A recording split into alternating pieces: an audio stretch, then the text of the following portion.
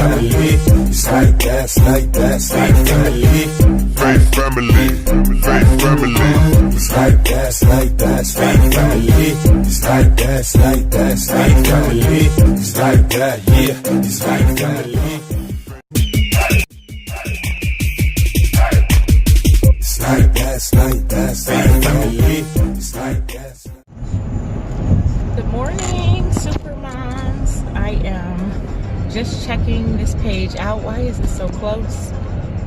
It's not oftentimes easy for me to type out a post because I always have a lot to say, and I know sometimes it's hard as a mom especially to read all of the information that you are sending. So I said, hey, why not do a quick video just to kind of share some light into how I deal with stress. So I hope this information is enlightening to some. I hope it's beneficial to those who need to be beneficial to. But I am a very spiritual person, not necessarily a religious person. I am a Christian, but not from the legalistic or ritualistic perspective. So one of the things that I do as it relates to stress, because of course being a mom is a stressful, or can be a stressful job, just period. So one of the things I do is I read the Word of God and I pray. I pray a lot because I know that I don't get it right every time. But I look to the relationship that I have with God the Father in relation to how I direct my parenting. And that's not always easy either. Let's just be realistic.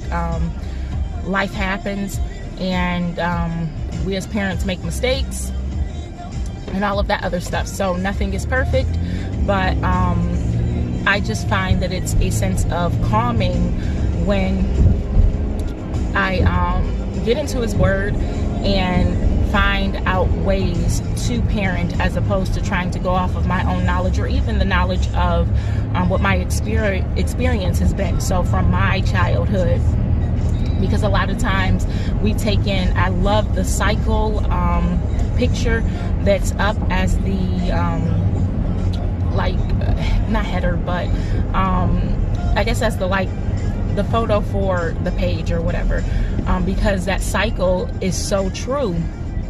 But the same is true of how we parent, right?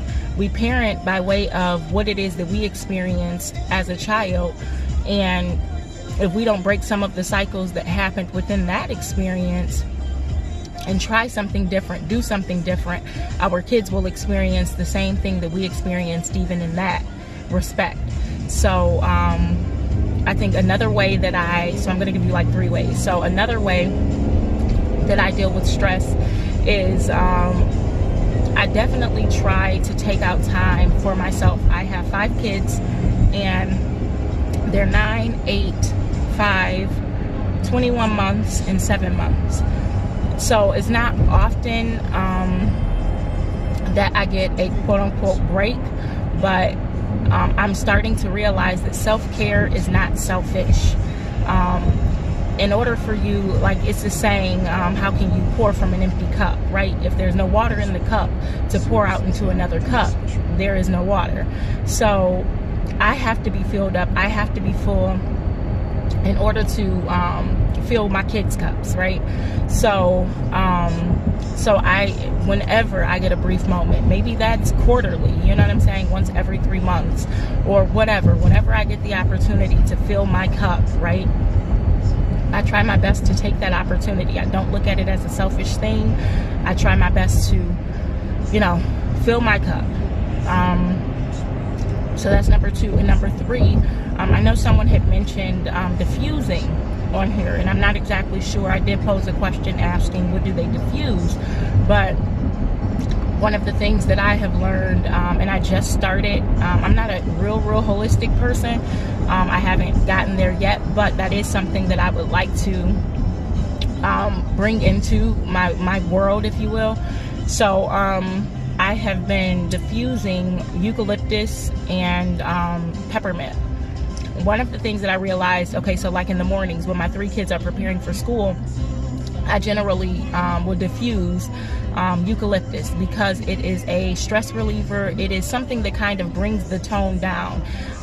If you have rambunctious kids, in which I do, most kids at a young age are rambunctious in my opinion, but nevertheless, if you have rambunctious kids, it kind of helps to settle them.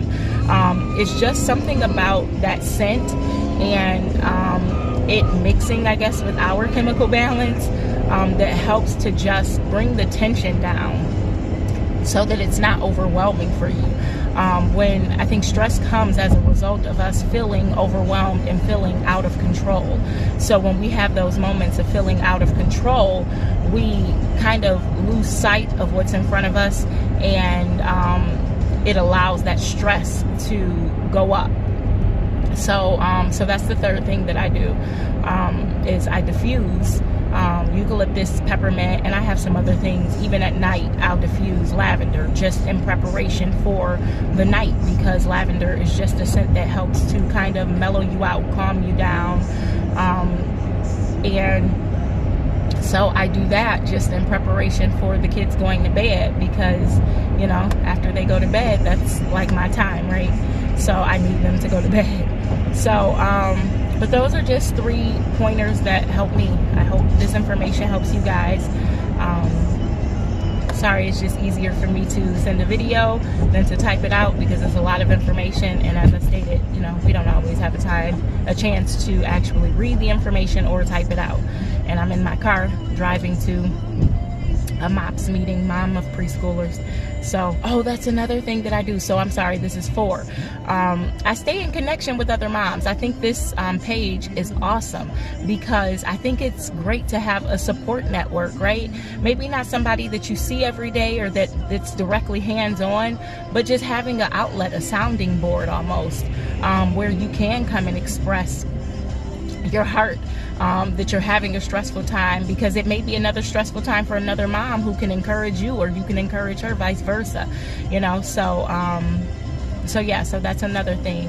Like I stated, I'm going to a MOPS group, which is Mothers of Preschoolers, and it's just a group of moms who from different backgrounds, different walks of life, who are in the same phase of life. And I think it's a great reminder that you are not alone, right? We are not alone in this journey called motherhood. I say that all the time, because sometimes it can feel isolating. It can feel desolate. You know, you can feel alone. You okay? But you're not alone. So. It's like that, it's like that, it's like